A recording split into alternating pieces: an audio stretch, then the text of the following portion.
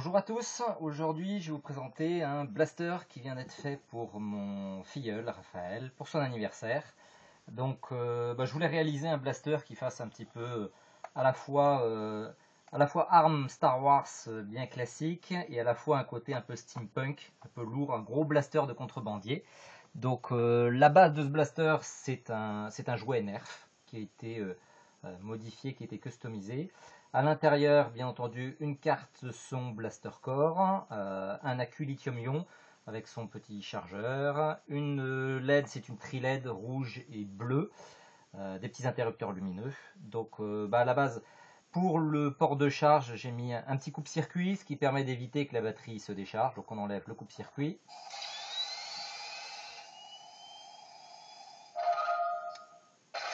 Voilà, le blaster se charge, se lance, on entend son joli petit bruit.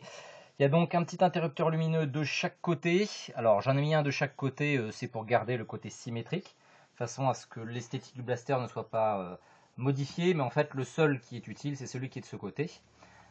Principe du blaster, le haut-parleur se trouve dans la crosse, la carte son se trouve ici, l'accu est au-dessus. À chaque tir,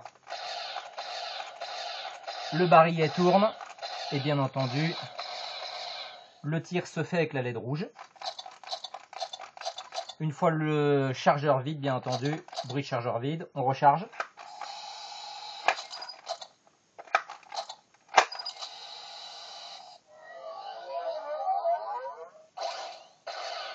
Instrument prêt à retirer. On peut changer, bien entendu, les portées de tir avec l'interrupteur.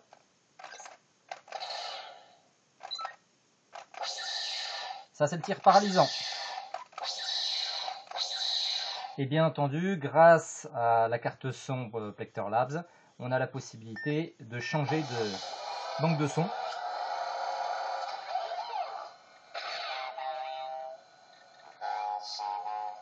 On va pouvoir, par exemple, avoir un blaster directement plus simple.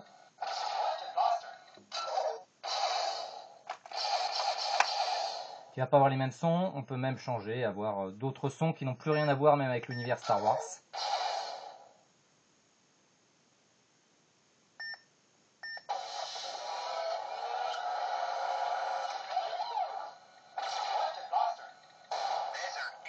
Comme un Desert Eagle par exemple.